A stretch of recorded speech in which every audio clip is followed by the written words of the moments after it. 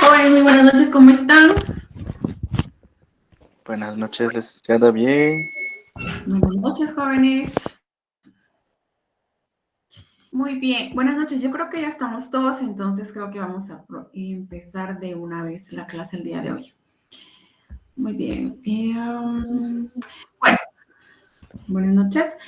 Bueno, el tema que vamos a tratar el día de hoy es sobre los impuestos. Sí, entonces, permítanme acá. Es sobre impuestos. Sí, entonces vamos a ver nosotros ahora los conceptos básicos de lo que son los impuestos, los arbitrios, contribuciones por mejoras, tasas, etcétera. ¿Sí? En clases pasadas, pues ya vimos nosotros lo que era, pues ya los fundamentos, las bases legales, ¿verdad? De todo lo que era el derecho tributario. Entonces, ahora nos vamos a ir centrando un poquito más a lo que son los impuestos. Para el día de hoy me gustaría que tuvieran a la mano nuevamente la Constitución Política, el Código Tributario, y si tuvieran ahí, pues creo que vamos a buscar algún artículo del Código Municipal, ¿sí? Entonces, vamos a empezar, les voy a hacer la presentación. Vamos a empezar el tema con lo que es una breve historia de lo que son los impuestos, ¿sí? Entonces, para esto nosotros vamos a ver un pequeño video, ¿sí? Entonces, para que ustedes estén atentos. Voy a hacer uso de mi presentación de una vez. Vamos a ver.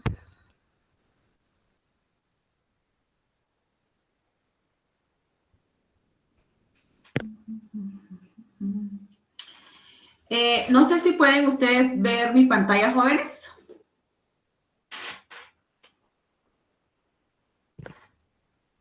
Sí, ¿Me se ve, escuchan, jóvenes? licenciada. Sí, sí, sí. Muy bien. Bueno, entonces les decía yo a ustedes que los temas a tratar el día de hoy van a ser, va a ser sobre los impuestos, ¿verdad? Entonces, como ya he sabido por cada uno de ustedes, los impuestos, pues, realmente son la principal fuente de ingresos para el Estado, ¿sí? Entonces, acá, siendo su principal fuente de ingresos, ¿verdad? Tendría el Estado que garantizar, nuevamente, ¿verdad? A todos los habitantes, pues, la dignidad humana, ¿verdad? ¿Qué significa eso? Garantizar la salud, la educación, etcétera, ¿verdad? Entonces, a eso me refiero cuando voy hablando de dignidad humana, ¿verdad? Entonces, de igual forma, también tiene que garantizar lo que son sus derechos, sus libertades, la seguridad, etcétera, ¿verdad? Creando, pues, con estos ingresos, las condiciones, las mejores condiciones económicas para todos los habitantes del país, ¿verdad? Entonces, aquí vamos nosotros, pues, viendo cómo se van recabando los impuestos, ¿verdad? O cómo es que nacieron estos impuestos, porque al final, pues yo creo que de una u otra forma, pues conocemos nosotros los diferentes impuestos, ¿verdad? Entonces, vamos a empezar, dijimos, con una pequeña historia de cómo se fueron o cómo fueron creándose los impuestos, ¿sí? Entonces, acá está.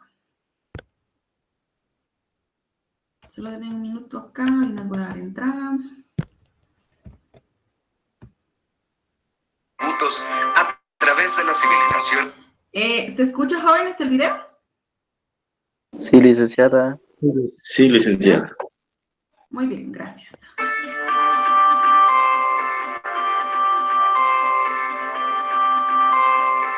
Bienvenidos a la historia de los impuestos en el mundo, donde exploraremos la evolución de los tributos a través de las civilizaciones y épocas de la humanidad, divirtiéndonos con notas curiosas y memorables acontecimientos que le dieron forma a la tributación como la conocemos en la actualidad. En la época de las monarquías hereditarias, había una nobleza poderosa que poseía toda la tierra, y solo podía ser ciudadano el que contribuía con bienes propios a los gastos públicos o sociales. Tener o no tener derechos políticos dependía, por ejemplo, de poder mantener un caballo de guerra. Los gastos corrientes del Estado se iban cubriendo con los productos del patrimonio real, y solo en ocasiones extraordinarias se acudía a las contribuciones. La estela de Rosetta es un documento oficial que presenta al faraón gobernante concediendo una exención de impuestos a los sacerdotes residentes.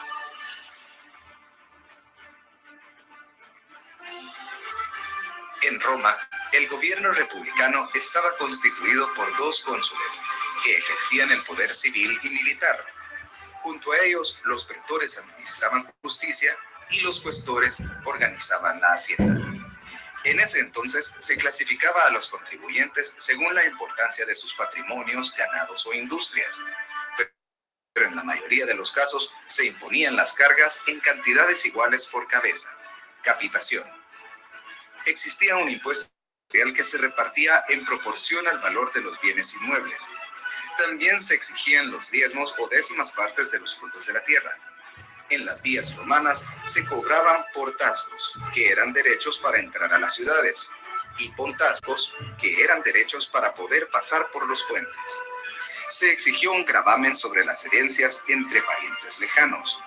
Se cobraron tasas sobre el precio de venta de los esclavos y por darles libertad. También se aplicaban impuestos sobre las ropas de las elegantes romanas y sobre objetos muebles. Nota curiosa. En el siglo I después de Cristo, el emperador Vespasiano aplicó un impuesto a la distribución de orina humana que era vendida como ingrediente para varios procesos químicos.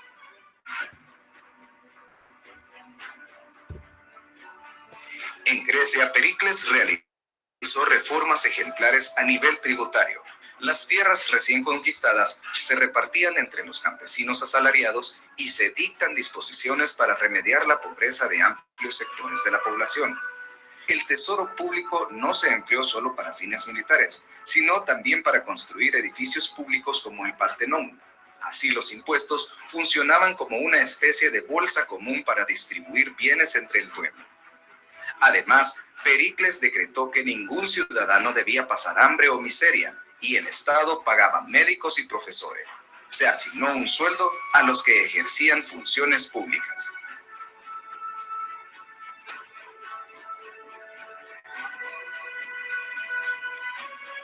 Luego de la desaparición de la autoridad y unidad de Roma, muchos hombres libres confiaban sus familias y pequeñas propiedades a un gran señor latifundista, a cambio de protección. Así nace el vasallaje. Los vasallos debían presentar al señor feudal numerosos servicios, combatir a su lado en guerras y pagarle cuantiosas rentas. Estas últimas eran pagadas en dinero o en especie. Los derechos de los feudales incluían la exención de impuestos por las explotaciones de minas, molinos, hornos, fraguas, bosques, pastos, ríos navegables, por la caza y la pesca. En 1188 se proclamó el principio del impuesto que debía ser consentido por quien tiene que pagarlo, pero este principio no fue acatado hasta la Carta Magna de 1215. Año 1215. El rey Juan Sin Tierra, que era de Inglaterra, otorga la Carta Magna que establecía condiciones para acabar con la arbitrariedad de la corona en la institución de los impuestos. Nota curiosa. En el siglo XII, si te negabas a pelear por el rey, quien en ese entonces era Enrique I, tenías que pagar el impuesto de cobardía. Durante el reinado de los reyes católicos de España, Luis XI de Inglaterra y Enrique VII de Francia establecieron una extensa organización burocrática para cobrar impuestos, para contraer deudas cuando los gastos superan a los ingresos, para administrar los recursos públicos y para examinar y vigilar la gestión de sus recaudadores y pagadores.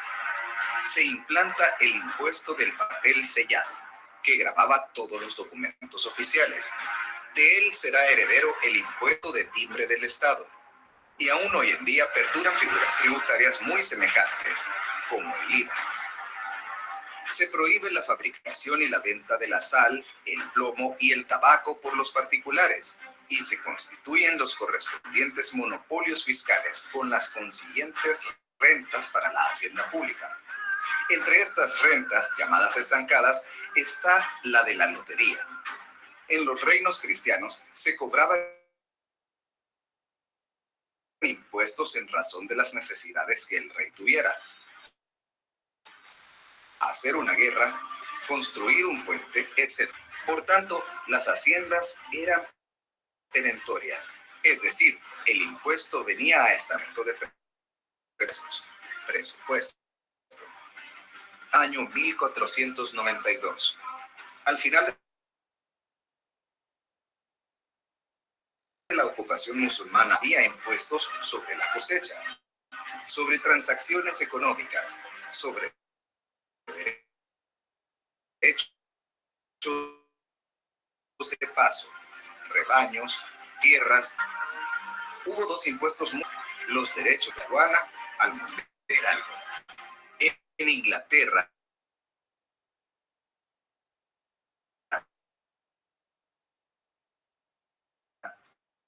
tras la revolución, año 1774, en Estados Unidos, en el Congreso de Filadelfia, se excluyó todo impuesto interno y externo que no tuviera consentimiento del pueblo. Declaración de Derechos de Filadelfia. Nota curiosa, en el siglo XVII, en Inglaterra, comenzó un impuesto a las ventanas, por lo que mientras más ventanas tuviera una casa, más habría que pagar. Así que la gente construía con pocas ventanas, lo que llevó a Durante la Revolución Francesa, se determinó que ningún impuesto podría ser cobrado sin consentimiento de la nación. Francia instituye los principios de legalidad, nulidad y universalidad previos a la emisión de impuestos. El presupuesto público es formalmente redactado en Inglaterra y el Poder Ejecutivo pasa a prestar cuentas al legislativo que fija los impuestos. El arqueólogo Jean-François Champollion descifra el significado de las escrituras en la piedra Rosetta, dejando al descubierto que los egipcios atravesaron serios problemas económicos por no pagar tributos. Año 1910. En Estados Unidos se crea el concepto de presupuesto público, utilizado por el Congreso como un instrumento de control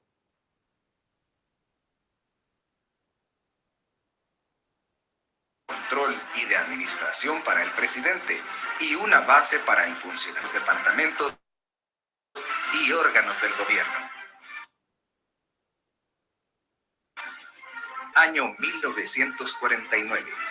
En Estados Unidos se crea la metodología del presupuesto por programa a partir de una concepción gerencial. Busca definir el presupuesto como un nexo entre la planificación y las acciones ejecutivas de la administración pública y, por tanto, considera los costes del programa. Muy bien, jóvenes, solo denme acá un minuto. Bueno, entonces ustedes acaban de observar la historia de los impuestos en el mundo, ¿verdad? Entonces acá prácticamente el origen de los impuestos viene desde la antigüedad, más o menos data desde los años 3000 y 2800 a.C. Posteriormente, pues, la recaudación de los tributos.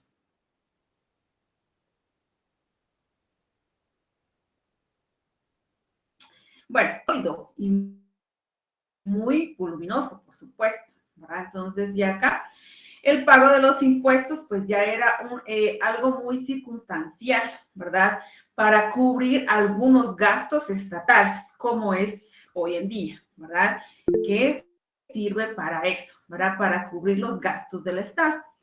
Entonces, ya por último, pues el Imperio Romano también implantó otro sistema en que los ciudadanos, tenían ya la obligación, ya tenían ellos la obligación de pagar los impuestos al Estado, ¿verdad? Entonces ahí fueron, poco a poco comenzaron ahí a establecerse pues tributos ya con una tasa, ¿verdad? Y a un porcentaje que fueron pues incrementándose, ¿sí? Incrementándose conforme al tiempo, ¿verdad? Entonces acá, pues al final ya vemos nosotros, ¿verdad? Que siguió avanzando los impuestos y hoy en día tenemos infinidad de impuestos, ¿verdad? Entonces tenemos nosotros diferentes impuestos, ¿de acuerdo? Entonces, continuando con nuestra clase, este fue pues ahora vamos a ver pues un pequeño concepto de lo que es impuesto. Solo déjenme ver si no tengo a nadie acá. No. A través de las civilizaciones. Muy bien. Entonces acá ya tenemos nosotros el concepto de impuestos, ¿sí? Entonces el impuesto es un tributo o carga que las personas están obligadas a alguna organización, en este caso, ¿verdad? Gobierno, ¿sí? Al rey, en caso de Europa, ¿verdad? Etcétera. Sin que exista una contraprestación directa. Esto es decir, sin que le entregue o asegure un beneficio directo por su pago, que es lo que pasa actualmente, ¿verdad? Nosotros sabemos que tenemos la obligación de contribuir con el Estado, ¿verdad? Se supone, ¿verdad?, que el beneficio que nosotros deberíamos de tener, volvemos a repetir, es el bienestar común, ¿verdad? Pero más sin embargo, pues no asegura este beneficio directo, ¿verdad? Bueno, su principal rector acá nos dice que es la capacidad contributiva, ¿sí? Esto lo encontramos nosotros en el artículo 5 y el 243 de la Constitución Política de la República. Si alguien pudiera, por favor, ayudarme con la lectura de estos artículos.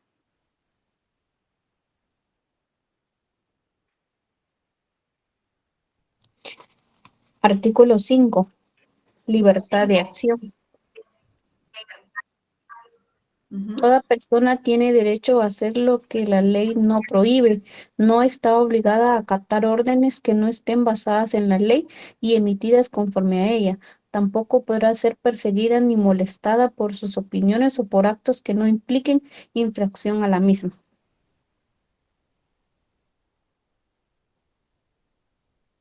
Muy bien, gracias. ¿Y el 243?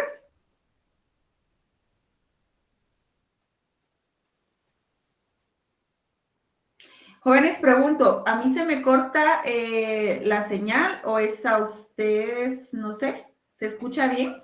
Sí se le corta en Yo un escucho a la momento. compañera entrecortada. ¿A mí? Vamos a ver, Sí, licenciada.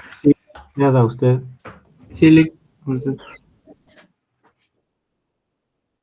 Sí se me corta. Va, ahorita vamos a ver si tenemos mejor señal ahorita. Bueno, si se sigue entrecortando, por favor, me avisan, ¿sí? ¿Alguien me puede ayudar con el artículo 243, por favor? Artículo 243. Principio de capacidad de pago. El sistema tributario debe ser justo y equitativo. Perdón. Ahí, dejémoslo ahí. Gracias. Okay. Si no mal recuerdo, gracias compañera, si no mal recuerdo el artículo 243 lo vimos ya en la clase pasada, ¿sí? Entonces ahora estamos nosotros como que incrementando acá con el artículo número 5, ¿sí? Pero ¿a qué se refiere o por qué nos hace referencia precisamente en la capacidad contributiva con estos dos artículos? Bueno, los impuestos en la mayoría de las legislaciones, ¿verdad?, surge precisamente por la potestad del Estado, ¿sí? Entonces acá, esa potestad del Estado o el por qué nos exige a nosotros los impuestos, pues es para financiar los gastos, ¿verdad? Entonces, la capacidad contributiva, ¿verdad?, sugiere, ¿sí?, que quienes deben de aportar en mayor medida el financiamiento estatal tiene que estar consagrado en algún principio constitucional, ¿verdad?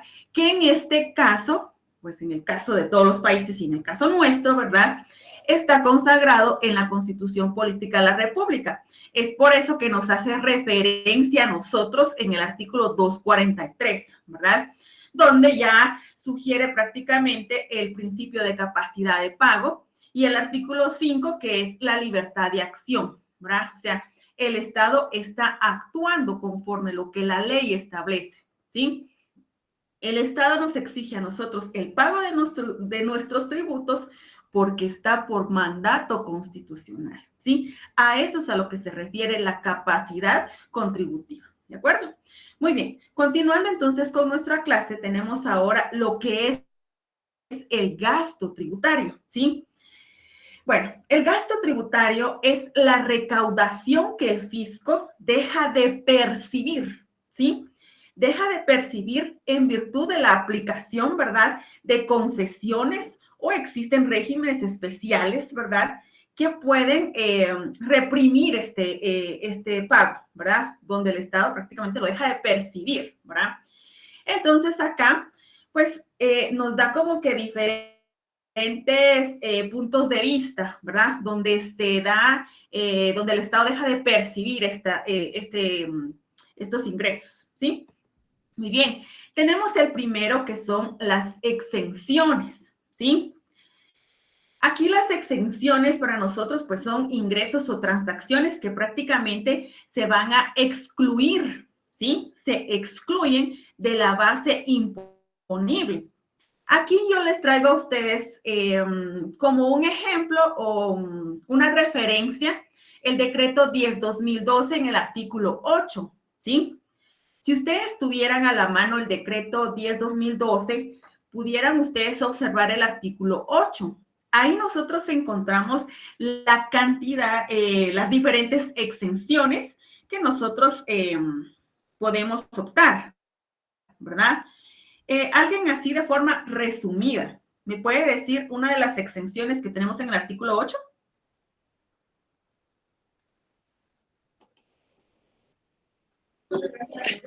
Acá establece en el numeral 1 del artículo 8 que están exentos los organismos del Estado y sus entidades descentralizadas, autónomas, las municipalidades, pues básicamente ellos. Gracias. Muy bien. Entonces, prácticamente nos está dando ahí, gracias. Ahí nos está incluyendo, ¿verdad? Prácticamente está diciéndonos a nosotros quiénes están exentos, ¿sí? Quiénes están exentos de ciertos impuestos, ¿verdad? Porque no es que les aplique a todos, ¿verdad? Entonces ahí nos está dando. Por eso es que les dice acá que ese es el gasto tributario, porque el Estado deja de percibir esos ingresos. ¿De quiénes? De las municipalidades en este caso, como lo estaba diciendo el compañero en el artículo 8, ¿sí? Muy bien. ¿Cuál otro tenemos acá? Tenemos también las deducciones, ¿sí? Las deducciones, pues, son las cantidades que la ley permite rebajar de la base imponible. También, a manera de referencia, les traigo yo aquí el decreto 10/2012 en el artículo 72, ¿sí? En este artículo 72, pues prácticamente nos hace referencia a los asalariados, donde donde la ley nos permite, ¿verdad?, rebajar como mínimo los 48,000 quetzales, ¿sí? Entonces acá está deduciendo esa parte de la renta, ¿sí? Otro que podría ser aquí una deducción pueden ser las donaciones, ¿sí? La ley lo permite. Entonces acá les traigo yo los ejemplos, ¿verdad? Ahí tienen la referencia ustedes, los artículos. ¿Cuál es lo otro que deja de percibir el Estado? Pues es un gasto tributario. Son los créditos, ¿sí? Estos créditos, pues, son cantidades que también la ley permite rebajar de los impuestos, ¿sí? Entonces, ¿cuál es el ejemplo? El ISO y el ISR, ¿sí? ¿Por qué son el ISO y el ISR? Porque las retenciones en exceso de los trabajadores, ¿sí? Si estamos hablando del régimen asalariado, constituye ¿un qué? Un crédito fiscal, ¿sí?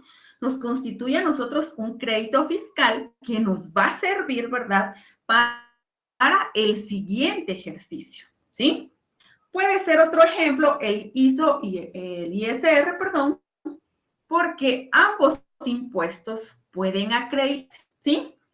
Yo pago trimestralmente mi ISO y al final del periodo fiscal yo los puedo acreditar para el pago del ISR, ¿verdad? Entonces, a eso se refiere créditos, ¿sí?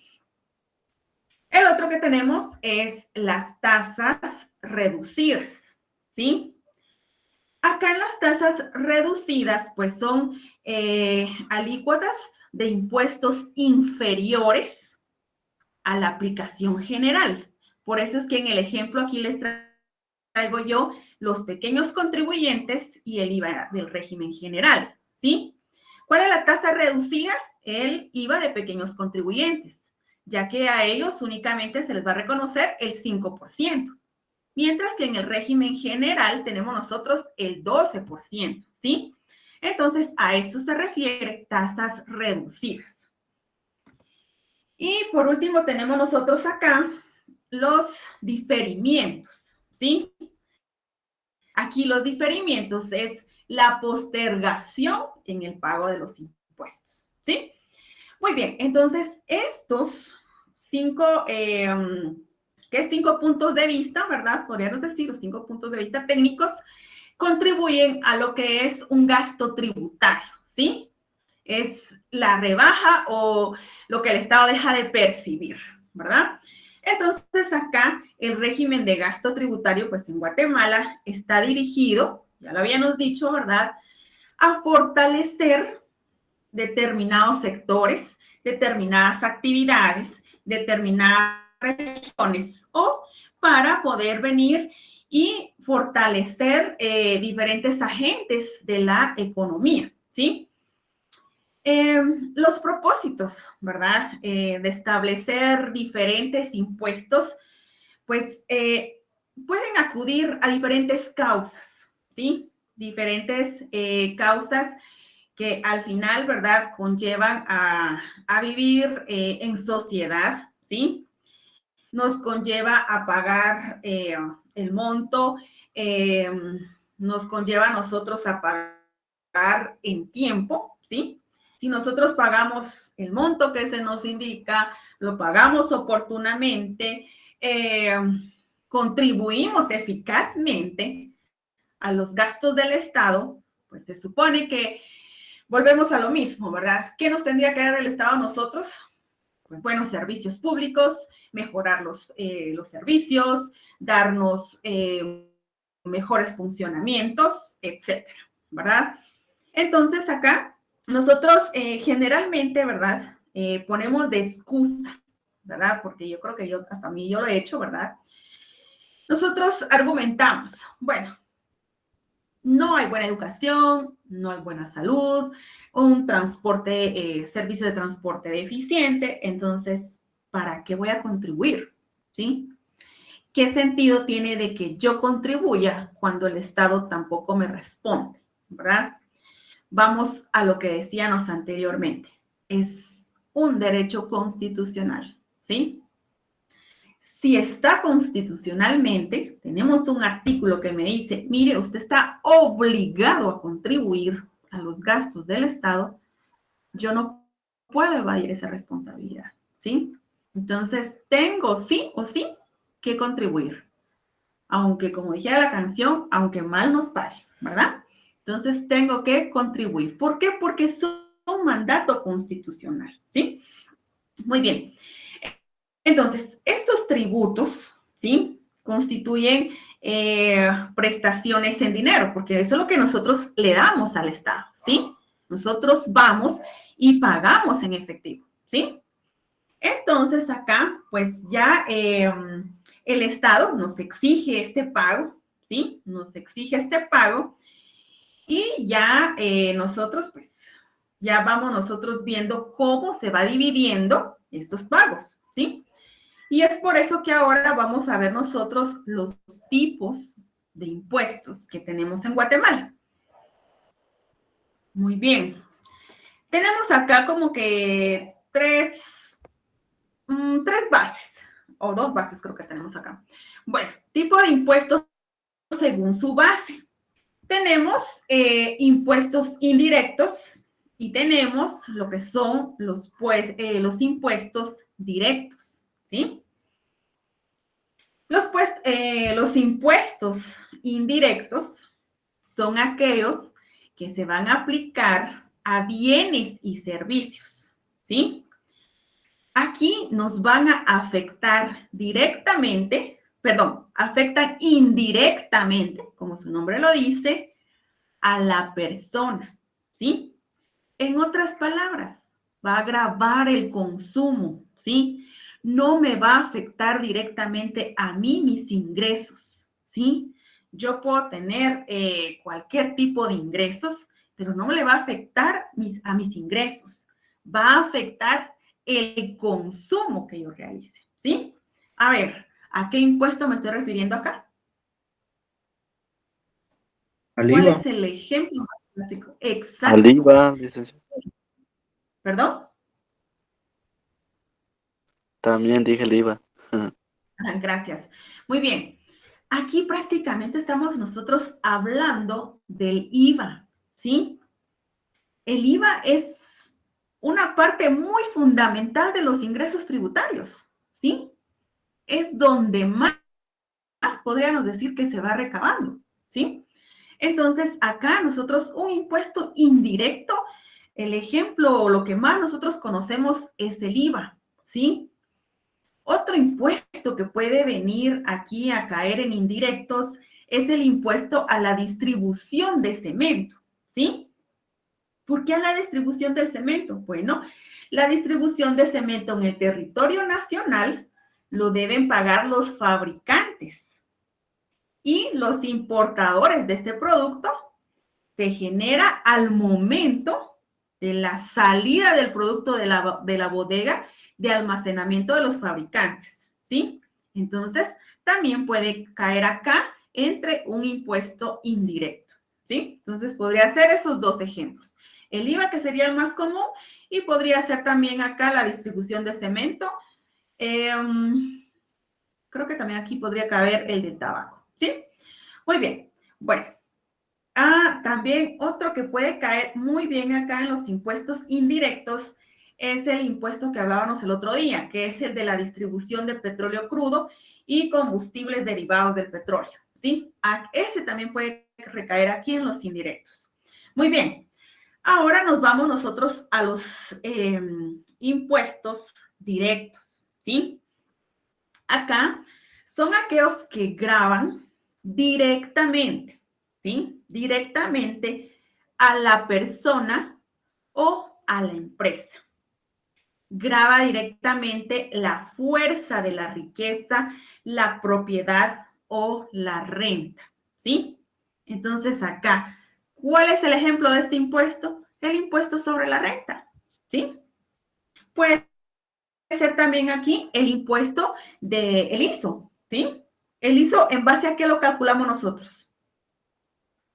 En base a nuestras ventas o en base a nuestros activos, ¿sí?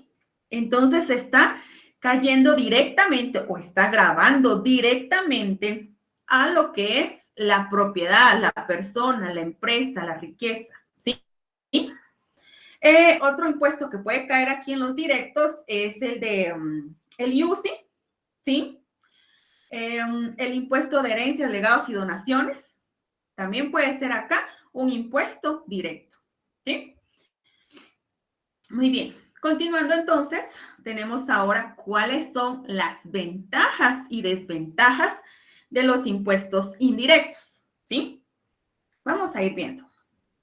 ¿Cuál es la ventaja? Bueno, la ventaja de los impuestos indirectos son los más productivos para el Estado.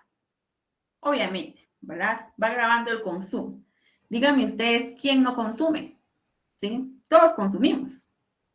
Entonces, son los más productivos para el Estado. Sí, por eso es que el Estado, nosotros, si va a afectarnos en algo, va a ir aumentando estos impuestos, precisamente. Muy bien. Otra ventaja.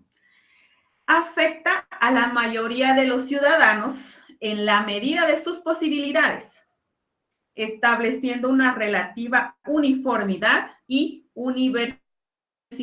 universalidad, ¿sí? Nos va a afectar a todos. Por eso les preguntaba yo acá, ¿quiénes no consumimos?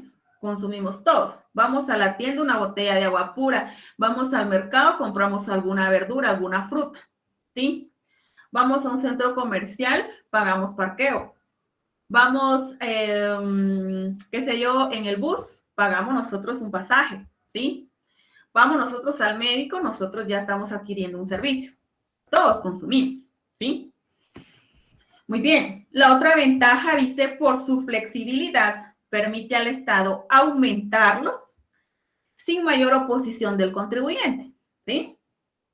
De igual forma, aunque haya oposición del contribuyente, al final, pues nos terminamos como que acostumbrando, aceptando, porque no hay de otra, ¿verdad? Entonces acá, nosotros pues ya el Estado, que les decía yo, se vuelve ya, los aumenta, ¿verdad? Vamos en el caso del IVA, ¿verdad? Ustedes recordarán con cuánto empezamos a pagar el IVA y ya vamos con el 12%, ¿verdad? Bueno, ¿cuáles son las desventajas de estos impuestos indirectos? Uno, que es la indeterminación, no permite conocer a la persona que ha de satisfacerlos, ¿sí? Otra desventaja, fomenta la traslación, como resultado, lo paga el consumidor final, ¿sí? Otra desventaja aquí, no permite un efectivo control sobre los contribuyentes, ¿sí? Aunque acá tal vez ahora pues ya la superintendencia pues está poniendo ya más controles, ¿sí? ¿Por qué más controles? Bueno, pues las facturas ahora pues ya son en su mayoría, o si no es que total, ¿verdad? Electrónicas, ¿sí? Está ya exigiendo un poco más que ya no se emitan a consumidor final, ¿sí? Ya que se dirijan directamente bajo el NIT de cada persona, ¿verdad? Entonces, ya hasta cierto punto, pues está de una u otra forma tratando de controlar esa parte, ¿verdad? Pero estas son entonces las ventajas y las desventajas. Perdón, había otra, que es, no son justos, porque afectan a la mayoría de la sociedad. A lo que vamos, ¿verdad? Tal vez aquí podríamos hablar algo de injusticia, que lo consideraría yo, ¿verdad? Tal vez cuando vamos al médico, ¿sí? Generalmente no nos extienden alguna factura, ¿sí? Si uno no la exige, ellos no la extienden. Ahora bien, ellos vienen y, por ejemplo, qué sé yo, vamos nosotros a comprar a la tienda o algo, ¿verdad? O al supermercado. Obviamente ya ahí pues ya nos deja, nosotros pues tenemos que, ya nos extienden nuestra factura, se supone que ya tenemos la obligación, ¿verdad?, de declarar eso. Otra parte que podría afectar acá, de que no nos dejan como que incluir, ¿verdad?, entre nuestros costos o nuestros gastos, pues ciertos gastos, ¿verdad? Por ejemplo, un gasto personal podría ser, o para una empresa, ¿verdad? No le dejan ingresar, qué sé yo, medicinas, o no le dejan ingresar, qué sé yo, supermercados, etcétera, ¿verdad? Entonces ahí van como que afectando a toda la sociedad, ¿verdad? Nos va afectando a nosotros nuestras bolsas, precisamente porque van quitando esos tipos de gastos que nosotros al final pues lo hicimos y pagamos un impuesto por ellos, ¿verdad? Bueno, vamos entonces ahora a ver las ventajas y desventajas de los impuestos directos, ¿sí? Bueno, los impuestos, vamos a ver acá, ¿cuáles son sus ventajas? La primera ventaja que nosotros tenemos acá es sobre determinación, ¿sí? Aquí sí nos permite conocer a la persona que ha de satisfacernos, la época del pago, el tipo de imposición y la cantidad de pagar, ¿sí? Hablamos nosotros de un impuesto directo, que era, por ejemplo, el ISO o el ISR o el IUCI, ¿sí? Ahí va a conocer precisamente quién lo está pagando, ¿sí? Vamos a conocer realmente cuánto estamos pagando, dónde o cuándo lo estamos haciendo y la cantidad exacta, ¿verdad? Entonces aquí es donde ya nosotros tenemos como que la desventaja, ¿verdad? De decir, mire, pagó mal, ¿verdad? Estos gastos pues no son afectos, quítelos y recalcule nuevamente, etcétera, ¿verdad? ¿Por qué? Porque ya conoce a la persona. Caso contrario del IVA, ¿verdad? No me va a decir a mí, bueno, mire, fulanito, usted no pagó el IVA, ¿verdad? ¿Y cómo? ¿Dónde? ¿Por qué? ¿Verdad? La otra ventaja aquí dice que permite al Estado prever una percepción, ¿sí? El Estado ya tiene calculado, ¿sí? Ya tiene calculado, ya tiene previsto. Bueno, pues en junio o julio, pues yo ya voy a percibir el impuesto sobre vehículos, ¿sí? Yo ya tengo una proyección. Tengo tantos contribuyentes, tienen tantos vehículos, de tantos años, etcétera, ya. O sea, él ya tiene preveído esa percepción, ¿sí? La otra parte dice, permite conocer al contribuyente y no hay más oportunidad para fiscalizar, para fiscalizar su importe. Lo que veníamos diciendo, ¿verdad? Yo sé, Juan Pérez pagó de un impuesto sobre la renta tanto, ¿sí? Yo voy a fiscalizarlo para verificar si efectivamente ese impuesto le tocaba, ¿sí? La otra ventaja dice, por ser ingresos periódicos, constante, el Estado lo obtiene aún en época de crisis, ¿sí? O sea, ahí esté usted o no en pandemia, usted sabe que tiene que pagar, ¿sí? Sabe que el ISO lo tiene que pagar sí o sí. Estuvo usted en pandemia, su negocio se fue de pique, sí, pero usted ya adquirió la obligación, ahora pague, ¿sí? Otra ventaja, dice, tributan las personas que tienen más riquezas, ¿sí? Bueno, yo soy propietario de un bien inmueble en la ciudad de La Antigua, ¿sí? Pues allá las propiedades son bastante caritas, entonces ya ahí voy a pagar más, ¿verdad?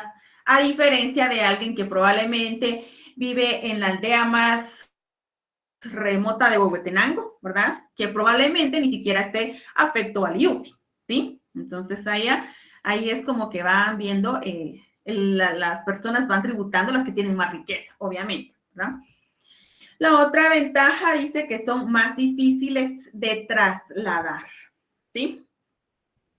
Desventajas de estos impuestos directos, ¿sí? Son muy sensibles para los contribuyentes, ¿sí? ¿Quién va a querer, verdad? Muy bonita la casa de la Antigua, pero ¿quién va a querer pagar un impuesto de esa naturaleza? Y encima, si me lo cobran en dólares, peor todavía, ¿verdad? O sea, es más sensible. Por su fijeza, no permite al Estado aumentarlos sin oposición del contribuyente, ¿sí? Muy bien, nos aumentan este impuesto, ahí sí vienen y deciden ellos oponerse. Como lo decían ustedes, si ustedes pusieron atención al video y decían uno de los datos curiosos que se impuso un impuesto sobre las ventanas, ¿sí? Sobre las ventanas. Donde si había, entre más ventanas usted tuviera, pues más tenía que pagar de impuesto, ¿sí? Pues algo así sucede en este caso, ¿sí? Entonces, ¿cómo me voy a oponer yo? Bueno, pues entonces no pongo ventanas, ¿sí? Si tengo que pagar yo un impuesto por poner ventanas, entonces mejor no lo hago, ¿sí? Entonces, algo así se da aquí por su fijeza, no permite al Estado aumentarlos, ¿sí? Otra desventaja dice, deja a un gran sector de la población sin tributar. Vamos otra vez a la aldea remota de Huehuetenango, ¿sí? O del Quicheo, donde ustedes quieran, ¿sí? Generalmente allá no hay catastros, ¿sí? Si no hay catastros, pues obviamente no hay cómo venir y decir, mire, usted tiene que pagar tanto de IUCI, ¿sí? Entonces, hay una gran población todavía que no paga el IUCI, ¿sí? Entonces, ahí el Estado va perdiendo esa parte. Nosotros como habitantes, pues, si tenemos una casita ahí, pues, qué mejor, ¿verdad? Pero el Estado va perdiendo, ¿sí? Muy bien, entonces acá tenemos ya, conocimos nosotros, pues, las diferentes ventajas y desventajas entre estos dos impuestos, ¿sí? Probablemente ustedes me dirán, bueno, pues hay más, ¿verdad? Entonces, sí, probablemente tenemos mucho más, ¿verdad? Bueno, ahora tenemos el tipo de impuestos según su relación tasa-base, ¿sí? ¿A qué nos referimos acá? Bueno, nos referimos prácticamente a tres conceptos, ¿sí? Uno que son progresivos, ¿sí? A mayor base, mayor será el impuesto. Por ejemplo, mientras mayor sea la renta de una familia, mayor será la cantidad que debe de pagar, ¿sí? Por eso se llaman progresivos, ¿sí? La otra que tenemos aquí es proporcionales. Todos los contribuyentes pagan la misma proporción de su base. Por ejemplo, se aplica un 25% de un impuesto independientemente del monto de sus utilidades, ¿sí? Acá vamos al ISR. Si usted tuvo una utilidad de 10,000 quetzales, paga el 25%, ¿sí? Si usted tuvo una utilidad de 18 millones, pague usted el 25%, ¿sí? O sea, esa es una tasa para todo que va a depender mucho de lo que son su base, ¿sí? Y el último que son progresivos. Los contribuyentes que tienen una menor base terminan pagando una mayor cantidad. Por ejemplo, cuando las personas más pobres terminan pagando más impuestos que los más ricos. ¿Es habitual esto, sí o no, jóvenes? Sí, ¿ya? Las personas pobres son las que terminan pagando mucho más impuestos que las personas ricas. ¿De acuerdo? Muy bien. Continuando entonces con nuestra clase, vamos a ver ahora un poquito sobre los elementos de los impuestos, ¿sí? De igual forma, los elementos de los impuestos, pues ustedes ya los conocen, ¿sí? Tenemos como el primer elemento el hecho generador o el hecho imponible, ¿sí? Acá pues nosotros nos estamos refiriendo a la situación o actividad que motiva esa obligación tributaria, ¿sí? El hecho generador o el hecho imponible, si nosotros vamos a cualquier ley, ¿verdad?, de los tributaria, encontramos nosotros en los primeros artículos qué es lo que va a generar o qué es lo que me va a motivar a mí el pago de ese impuesto o qué es lo que motiva ese impuesto, ¿sí? Entonces ahí encontramos nosotros los hechos generadores, ¿de acuerdo? Otro de los elementos del impuesto, que también ya lo conocen ustedes, es el sujeto pasivo, ¿sí? El sujeto pasivo, pues, es la persona o la organización que enfrenta la obligación, ¿sí? Somos nosotros los habitantes, nosotros la sociedad, somos esas personas, ¿verdad? Que tenemos que enfrentar la obligación de contribuir con el Estado, ¿sí? El otro es el sujeto activo, ¿sí? El sujeto activo, nosotros ya sabemos. ¿Quién es el sujeto activo? El Estado, ¿sí? El Estado va a ser el acreedor de este tributo. El Estado va a ser a mí el que me exija el cumplimiento de mi obligación tributaria. Ese entonces va a ser mi sujeto activo. Luego tenemos nosotros la obligación tributaria, ¿sí? La obligación tributaria, pues, va a constituir un vínculo, ¿sí? Un vínculo jurídico de carácter personal entre la administración tributaria o la SAT, ¿verdad?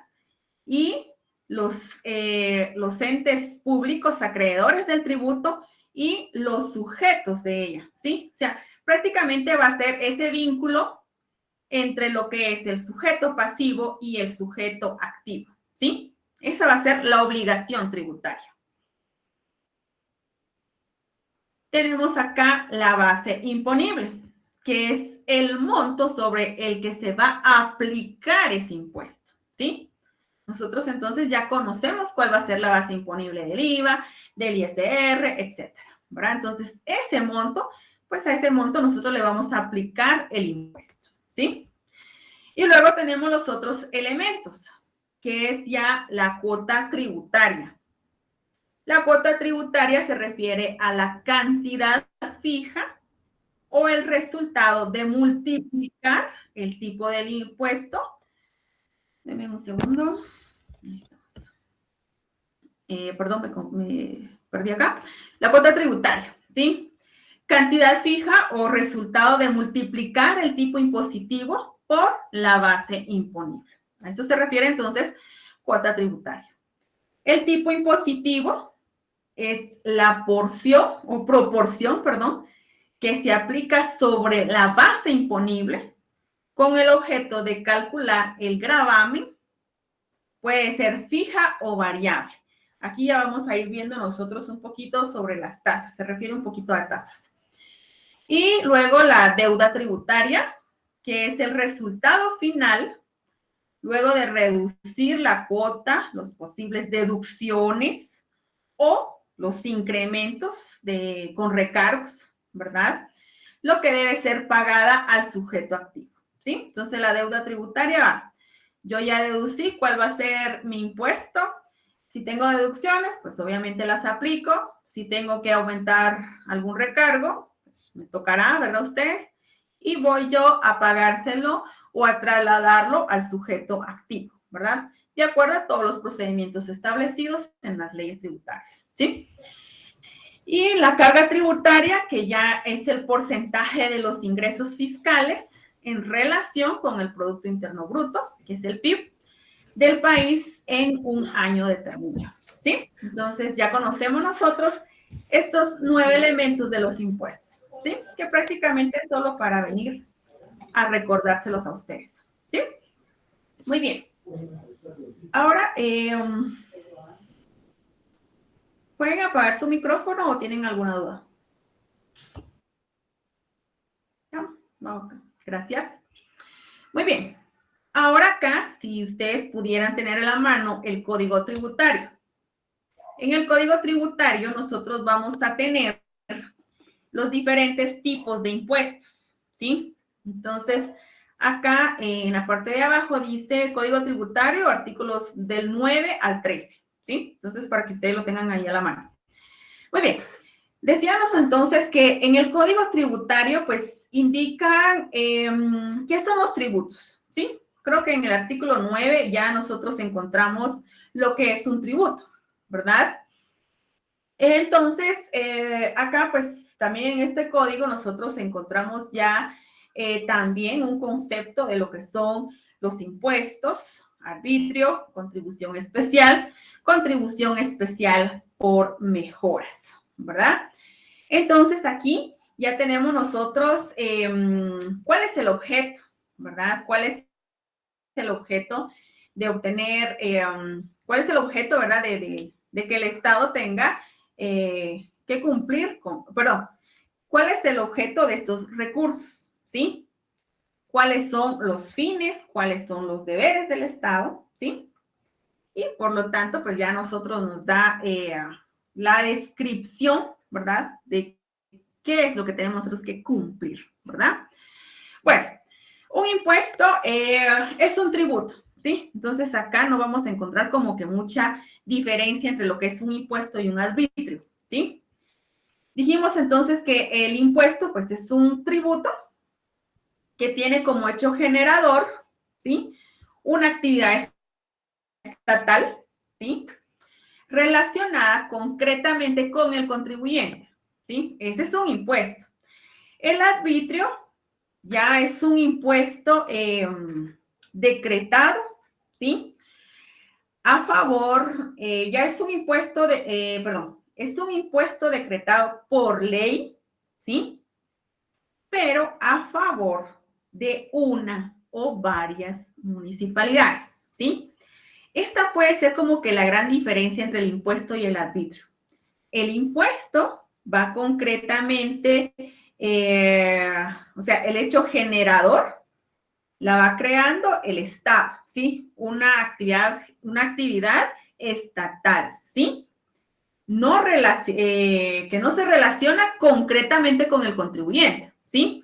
Pero el arbitrio, sí, va a venir ya no es como que a nivel general del Estado, sino va a ser directamente a una parte del Estado, que en este caso son las municipalidades, ¿sí?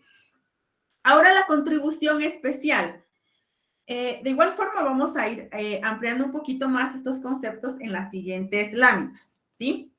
Bueno, la contribución especial es un tributo que el contribuyente paga a efecto de obtener algún beneficio directo, ¿sí? Ya sea a través de la realización de una obra pública o la prestación de algún servicio, ¿sí? Esa es la contribución especial. Ahora la contribución especial por mejoras. Esta va a ser establecida para costear alguna obra pública que produce alguna plusvalía inmobiliaria, ¿sí? Aquí su límite para su recaudación va a ser el gasto total realizado. Ese va a ser su límite. Muy bien. Usted va a incrementar la plusvalía de alguna obra pública, de alguna calle o qué sé yo, ¿sí? Muy bien. Este proyecto va a tener un valor de, qué sé yo, 600,000 quetzales, ¿sí? Muy bien. Hasta esos 600,000 quetzales va a estar pagados con esta contribución especial, ¿sí? O sea, ahí ya no va a aumentar, ya no va a disminuir nada, ¿sí? Sino va a cubrir hasta los 600,000 que tiene la obra, ¿sí? A eso se refiere entonces. Muy bien. Ustedes quieren ampliar estos conceptos, están en el, vuelvo a repetir, Código Tributario, artículo del 9 al 13, ¿sí? Muy bien. Vamos entonces ampliando un poquito nuestros conceptos y vamos viendo lo que son las tasas, ¿sí? Bueno, las tasas, dice acá, es una exacción pagadera por el particular que se usa y beneficia especialmente de un servicio o de una cosa pública, ¿sí? Este concepto lo encontramos con García Oviera, ¿sí? Bueno, este ingreso monetario recibida por el Estado o por un ente público, ¿sí? Es el pago de algún servicio, ¿sí? De algún servicio público especial, divisible, que beneficia directamente a quien lo paga, ¿sí? Me va a beneficiar a mí. Si yo lo pago, obviamente me va a beneficiar a mí, ¿sí? Estas tasas, pues de igual forma, ¿verdad? Si me beneficia, obviamente, o sea, yo voy a pagar por un servicio que me va a beneficiar a mí, ¿sí? Pero ese impuesto, esa tasa que yo pagué, va a beneficiar en general a la sociedad, ¿sí? Eso es lo que va a implicar las tasas, ¿sí? Yo pago porque, qué sé yo, me sirvió un servicio de, qué sé yo, de la tasa del alumbrado público, ¿sí? Yo me beneficié porque en mi casa tengo yo el alumbrado público, ¿sí? Yo me beneficié, pero ese pago que yo hice le va a beneficiar a toda la sociedad. ¿Por qué? Porque se tiene que invertir, o por lo menos ese sería su objetivo, ¿sí? Muy bien, ¿cuáles son las características de estas tasas? Bueno, la primera característica es que el servicio debe prestarse a petición del usuario, ¿sí? Si yo lo solicito, obviamente tengo que pagarlo, ¿verdad? Bueno, la otra característica dice el servicio lo debe prestar el Estado o sus dependencias descentralizadas, autónomas o la municipalidad. Tercera, perdón, me pasé al cuarto acá. El cobro debe fundamentarse en una ley formal aprobada por el Congreso de la República. Y 4 sería, en el caso de municipalidades, la determinación, el cobro de tasas y contribuciones especiales, las fija y establece la corporación municipal. Por eso es que inicialmente yo les pedí a ustedes el código municipal, porque precisamente se regula uno en la Constitución Política, artículo 255, y otro en el artículo 72 del Código Municipal, ¿sí? Entonces, acá, ¿en qué me beneficia o a qué me refiero con algún servicio que sea a petición mía? Bueno, nosotros vamos a la municipalidad, solicitamos la conexión de agua, ¿sí? Yo tengo que pagar una tasa, ¿sí? Tengo que pagar en una tasa. En ese momento que yo estoy solicitando mi servicio de conexión de agua, yo estoy pagando ya una tasa, ¿sí? Estoy pagando yo por recibir un servicio, ¿sí? Entonces, ¿a favor de quién estoy pagando eso? A favor de la municipalidad en este caso, ¿verdad? Muy bien. Bueno, esas son las características, ¿verdad? Ahora la clasificación. La clasificación de las tasas, tenemos acá dos tipos de clasificaciones. Uno que son las tasas fijas y la otra que son las tasas variables, ¿sí? Bueno, las tasas fijas dice acá que son aquellas que no varían su monto, permanecen invariables y aplican constantemente en los servicios administrativos, ¿sí? Ejemplo de una tasa física, las certificaciones del registro del RENAP, ¿sí? Son unas tasas fijas. Por ejemplo, yo voy a pedir, qué sé yo, mi acta de nacimiento, ¿sí? O la reposición de mi DPI. No sé cuál es el costo ahorita, pero creo que son 75 quetzales, ¿sí? No sé, ahorita ignoro cuál es el costo para la reposición de un DPI, ¿sí? Pero si fuesen 75 quetzales, ¿sí? Va a ser una tasa fija. Va a ser una tasa fija, ya está decretado que usted tiene que pagar 75 quetzales, pierda 10 veces usted su DPI, usted paga lo mismo, ¿sí? Entonces es una tasa fija. Ahora bien, vámonos a las tasas variables. En las tasas variables dicen, varían según los criterios que se toman en cuenta para medir los coeficientes de las ventajas, del costo, del poder contributivo o de la clase social a la que pertenece el consumidor del servicio. En estas se supone tener en cuenta la exención de una transmisión en los registros públicos, el valor de la operación o de la duración de la publicación, ¿sí? ¿Qué ejemplo tenemos aquí en las tasas variables? El peaje, ¿sí? El peaje de una autopista va a variar de acuerdo al tamaño del vehículo, ¿sí? O otro ejemplo podría ser una publicación en el diario oficial. Va a variar también según el número de líneas o según las publicaciones que yo voy a hacer, ¿sí? Ahí va a ir variando, porque va a depender de, ¿sí? No sé si nos queda claro cuáles son las tasas fijas y las variables, ¿sí? Tasas fijas, dijimos, ya está estipulado cuánto tengo que pagar yo por un servicio específico, ¿sí? Las tasas variables va a depender del tamaño, de la cantidad, ¿sí? De lo que se esté solicitando, ¿de acuerdo? Muy bien.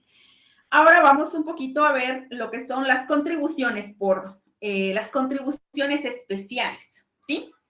Bueno, las contribuciones especiales, perdón, las contraprestaciones que el Estado fija unilateralmente y con carácter obligatorio a uno o varios sectores de la población, con el objeto de atender en forma parcial el costo de una obra o servicio de interés general y que se traduce en un beneficio manifiesto a quien se presta. Muy bien, bueno. Las contribuciones especiales, aquí se aplica a particulares, ¿sí? Se aplica a particulares De igual forma, ¿verdad? Como lo dice acá, pues ya va a ser por una contribución a un gasto que se ocasionó, ¿sí? Que ya va a ser de un servicio general o ya se va a hacer de beneficio de forma específica. ¿Cómo puede ser esto? Por ejemplo, qué sé yo, están asfaltando mi calle, ¿sí? Bueno, o ustedes han visto, ¿verdad? Ahí generalmente tenemos, se tiene que tener, ¿verdad? Los rótulos donde diga cómo está financiado ese proyecto, ¿sí? Y hay una parte ahí en algunos proyectos que se financian de parte, o un aporte, ¿verdad? Lo hace la comunidad, ¿sí? Entonces, a esto se refieren estas contribuciones especiales. Ese aporte que va a hacer la comunidad, ¿verdad? Para que, pues, me asfalten o me adoquinen la calle, etcétera, ¿verdad? Entonces, a eso se refiere. O podría ser otro ejemplo, qué sé yo, la construcción de alguna, ¿qué? Una iglesia comunitaria o de algún salón comunitario, ¿sí?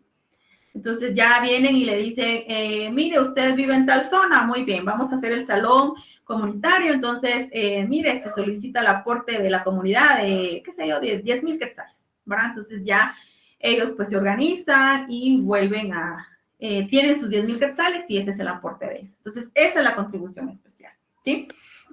Muy bien. ¿Cuáles son las características de estas contribuciones? Dice que es una figura jurídica tributaria de carácter obligatorio de los particulares, se paga por el equivalente del beneficio obtenido con motivo de la ejecución de una obra o de un servicio público en general, ¿sí? La contribución es pagada por el particular que obtiene un beneficio directo o inmediato, ya que es posible la distribución del costo de la obra porque se conoce quiénes son los que más se van a beneficiar de ella. Es obligatorio ya que es impuesta por el Estado o los organismos públicos autorizados, ¿sí? Volvemos a lo mismo, ¿verdad? Entonces, es un beneficio especificado, ¿sí? Aquí volvemos al ejemplo, igual, ¿verdad? Vivimos en Misco, necesitamos, qué sé yo, que se arregle esta calle o que me asfalten a la calle o que me pongan banqueta o qué sé yo, ¿verdad? Entonces, igual, parte de ese costo lo costea la comunidad, ¿verdad? Otro ejemplo acá podría ser la contribución del Seguro Social, del IX, ¿sí? Acá nosotros, ¿verdad? La prestación, en el pago del IX, ¿verdad? Es una prestación que la hace el patrono y lo hacen los trabajadores, ¿verdad? ¿Quiénes se benefician? Pues se supone que los trabajadores, ¿verdad? Entonces acá, pues es una contribución por esa seguridad, ¿verdad? O por esa seguridad en la salud, ¿verdad? Entonces acá puede ser ese ejemplo, ¿verdad? El pago que nosotros hacemos al IX, ¿verdad? ¿Cuál es la diferencia entre las tasas y las contribuciones especiales? Muy bien. Una de las diferencias es la contribución especial por mejoras es una compensación por ventajas obtenidas específicamente en la propiedad inmueble, ¿sí? O sea, es una obra. En las tasas, la tasa no existe el principio de territorialidad. Ay, se me lengua la traba, jóvenes. Pero es el principio de territorio, ¿sí? Bueno, otra diferencia es la contribución especial se paga de una vez, o sea, es un pago prácticamente único, ¿sí? La tasa cada vez que se hace uso de un servicio, ¿sí? Yo quiero la reconexión de agua en 3 casas, tiene que pagar usted por cada una de ellas, ¿sí? Mientras la contribución especial, pues es una calle, usted va a pagar esa única cuota, esa única vez, ¿sí?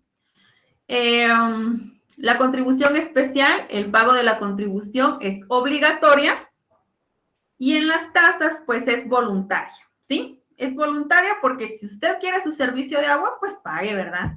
Si usted no quiere, ¿para qué va a pagar? ¿verdad? Por algo que usted no va a querer.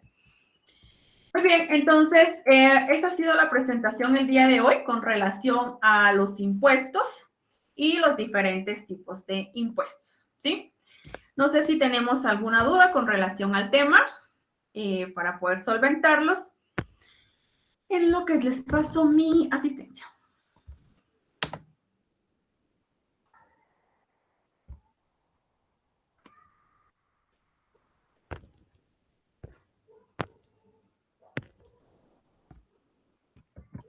Muy bien, jóvenes, en lo que llenan su asistencia, ¿pueden encender un ratito sus cámaras, por favor, para tomarles la foto?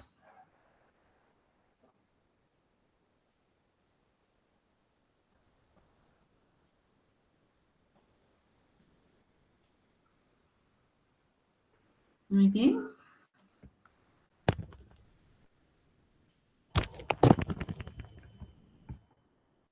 Muy bien, jóvenes, muchas gracias. Entonces, si no tenemos duda, dejamos la clase aquí el día de hoy. Creo que nos tenemos clases el día viernes, así que no, creo no. Tenemos clases el día viernes, entonces nos vemos el día viernes, ¿sí? Que descansen y pasen todos buenas noches. Feliz noche, Lick.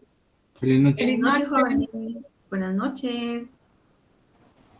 Feliz noche. Feliz noche. Gracias, feliz noche. Feliz noche, jóvenes. Feliz noche, licenciada. Buenas noches, jóvenes. Buenas noches, licenciada. Feliz noche, jóvenes. Feliz noche, Lick. Feliz noche, jóvenes. Feliz noche, licenciada.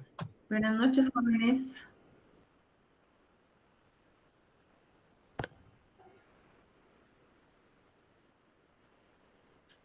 Noche, Lick. Feliz noche. Feliz noche, Freddy.